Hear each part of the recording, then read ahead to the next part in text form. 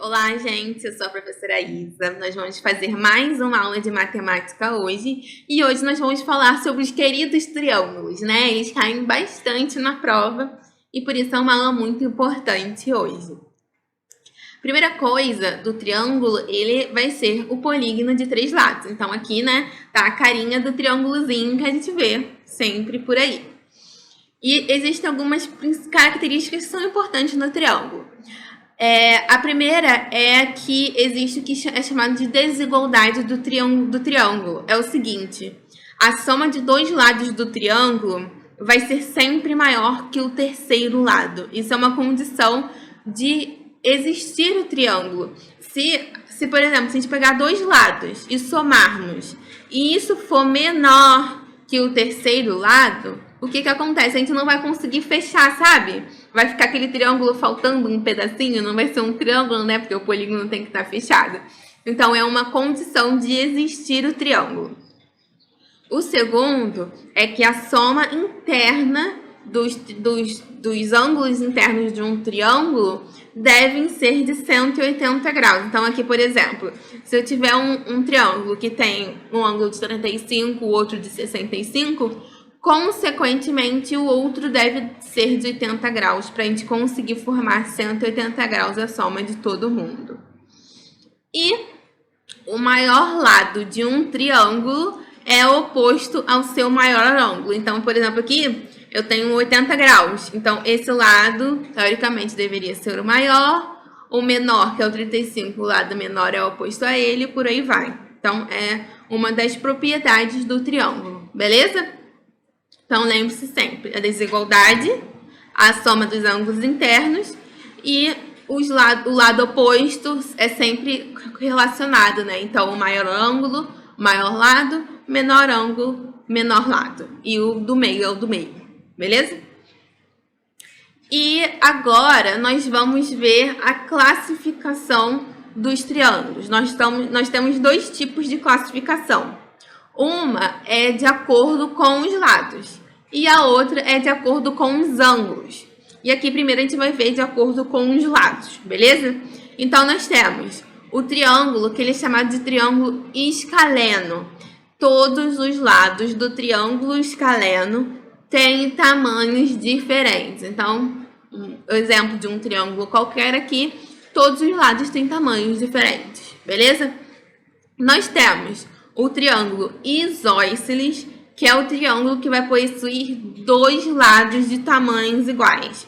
Então, aqui um exemplo, olha, aqui nós temos dois lados de tamanhos iguais e a base vai ter um tamanho diferente. E a gente tem aqui o triângulo equilátero, que é o que possui todos os lados iguais. Então, o triângulo aqui equilátero vai possuir todos os lados iguais. Nós temos uma observação para o triângulo equilátero. O triângulo equilátero, além de possuir todos os lados iguais, como os lados são iguais, os ângulos vão ser iguais. Então, todos os ângulos do triângulo equilátero são iguais. Ou seja, todos eles vão medir 60 graus, beleza? 180 dividido por 3, 60 graus. Beleza? Até então? Então, agora, no próximo slide, nós vamos ver a classificação de acordo com os ângulos. Então, vamos agora classificar. Nós temos três tipos de novo. Nós temos o triângulo retângulo, que é aquele que vai possuir o ângulo reto, ou seja, o ângulo de 90 graus. Então, esse daqui é um triângulo retângulo. E aqui, ó, ele tem esse quadradinho aqui. Toda vez que tiver um quadradinho, isso quer dizer, está dizendo pra gente que esse daqui está representando um ângulo de 90 graus, que é um ângulo reto. Ele vai ficar retinho, vai formar um quadradinho ali. Beleza? Nós temos o triângulo acutângulo. Ele vai possuir todos os ângulos menores que 90 graus. Então, por exemplo, um triângulo equilátero. O triângulo ele tem todos os lados iguais e todos os ângulos iguais a 60 graus. Então, todos os ângulos deles vão ser né, menores que 90 graus. Então, o triângulo equilátero ele também é um triângulo acutângulo. E, por fim, nós temos o triângulo obtusângulo. O que é? O triângulo obtusângulo ele vai ter que possuir um lado maior que 90 graus. Então, por exemplo, esse caso aqui, ó, nós temos que esse ângulozinho aqui, ele vai ser bem maior que o 90, né? Que é um ângulo reto. Beleza? Então, nós classificamos os triângulos em relação aos lados, que são o isósceles, o equilátero e o escaleno. E nós temos a classificação de acordo com os ângulos. Então, nós temos o triângulo retângulo, o acutângulo e o obtusângulo. Beleza? E agora, a gente vai passar para o próximo slide e a gente vai falar um pouco mais sobre os triângulos. Principalmente o triângulo retângulo. O triângulo retângulo, como a gente viu, é o ângulo que tem o ângulo reto, né? O ângulo de 90 graus, representado por esse quadradinho. E existe, nesse triângulo, ele tem alguns lados principais, né? Então, nós temos o que vai ser chamado de hipotenusa, que é sempre o lado oposto ao ângulo de 90 graus. Você já deve ter ouvido falar da hipotenusa. Nós temos os outros dois lados, que são chamados de catetos, que são o cateto oposto, que vai ser o cateto oposto ao ângulo que a gente vai estar definindo. Então, por exemplo, se esse ângulo é o ângulo definido que a gente está escolhendo, esse daqui vai ser o seu cateto oposto.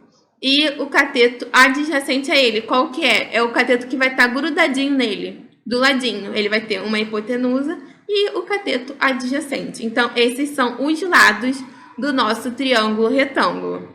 Beleza? Então, a gente agora definiu os lados do triângulo retângulo e vamos ver a próxima etapa do triângulo retângulo. E existe, com esses nomes específicos, vão ocorrer as relações trigonométricas do triângulo retângulo, que a gente também já ouviu falar muitas vezes, que vão ser o seno, o cosseno e a tangente, beleza? Nós temos que o seno, ele vai ser o cateto oposto ao ângulo sobre a hipotenusa. O cosseno do ângulo, ele vai ser o cateto adjacente sobre a hipotenusa, e a tangente vai ser o cateto oposto dividido pelo cateto adjacente. Lembrando, né, que a tangente também pode ser o seno dividido pelo cosseno. Beleza, pessoal? Então, essas são as relações trigonométricas do triângulo retângulo. E, por fim, nós temos nesse triângulo o que se chama de Teorema de Pitágoras, o tão famoso Pitágoras, né? Então, o que ele diz? Que a soma dos quadrados dos catetos vai ser igual ao quadrado da hipotenusa.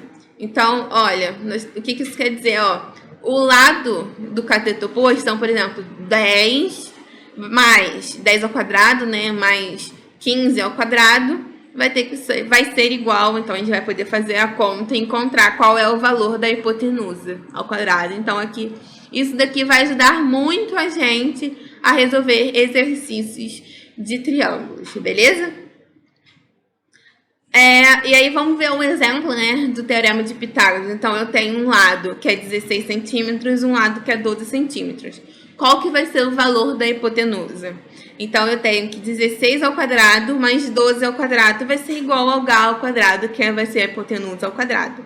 Então, 16 ao quadrado, 256. 12 ao quadrado, 144. E igual a H ao quadrado. Então, somando isso, eu vou ter que H vai ser igual a raiz de 400.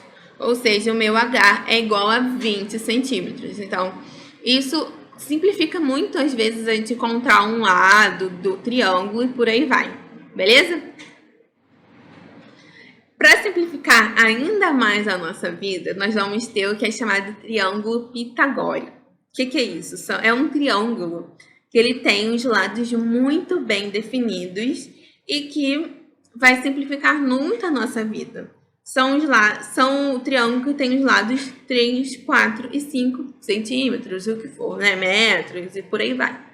E aí, por exemplo, eu tenho esse triângulo aqui. Eu tenho que os catetos é 3 e 4 e a hipotenusa é 5. Esse vai ser o meu triângulo pitagórico, tá? Isabela, 3, 4 e 5, onde já se viu isso caindo na prova?